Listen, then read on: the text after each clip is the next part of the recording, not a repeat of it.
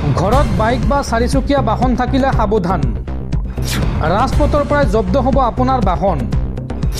31 ডিচেম্বৰৰ পূৰ্বে কৰক এই কাম, অন্যথা ভয়ংকৰ বিপদ। এই সন্দৰ্ভত জনাই আছোঁ সবিশেষ। আপুনি ভিডিঅ'টোত লাইক কৰি শ্বেয়াৰ কৰি দিয়ক। যান বাহনৰ গৰাকীলৈ জৰুৰী খবৰ।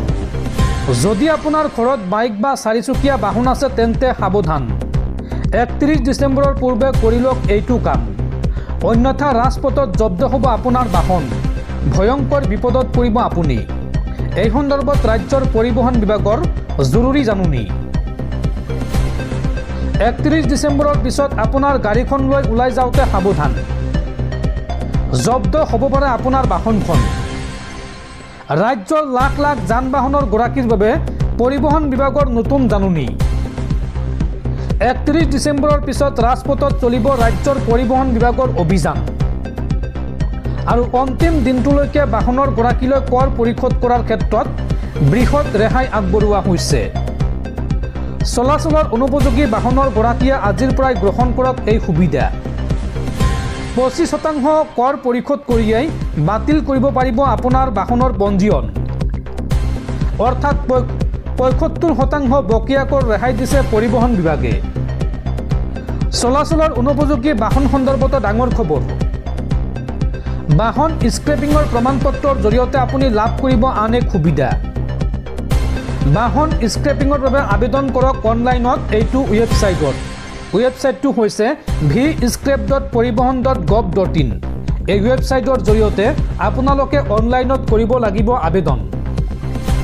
আৰু বাহনৰ গৰাকীৰ সুবিধাৰ বাবে এই সন্দৰ্ভত মুকলি কৰা হৈছে ফোন নম্বৰ। ফোন নম্বৰ কেইটা আপোনালোকে লিখি ৰাখক। কামৰূপ গ্ৰাম্যৰ বাবে 3টাকৈ ফোন নম্বৰ মুকলি কৰা হৈছে। নম্বৰ 3টা আপোনালোকক স্ক্ৰীনত দেখুৱাই দিছোঁ, আপোনালোকে লিখি ৰাখক। তিনিচুকীয়াৰ বাবে মুকলি কৰা হৈছে 2টাকৈ ফোন নম্বৰ। এই ফোন নম্বৰ 2টা আপোনালোকে লিখি ৰাখক, স্ক্ৰীনত দেখুৱাই দিছোঁ। আৰু কামৰূপ গ্ৰাম্যৰ বাবে 1টাকৈ নম্বৰ মুকলি কৰা হৈছে।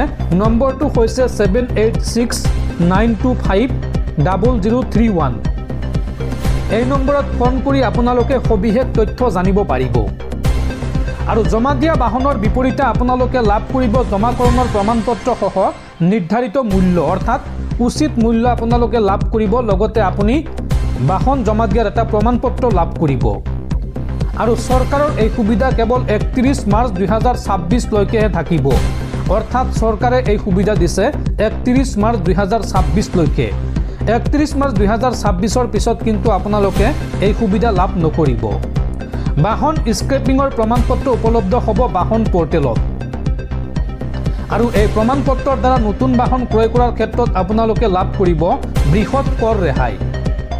ব্যক্তিগত বাহন ক্ৰয় কৰিলে আপুনি পাব 15 বছৰলৈকে 25% কৰ ৰেহাই। আৰু বাণিজ্যিক বাহনৰ ক্ষেত্ৰত 8 বছৰলৈকে 15% কৰ ৰেহাই লাভ কৰিব আপোনালোকে।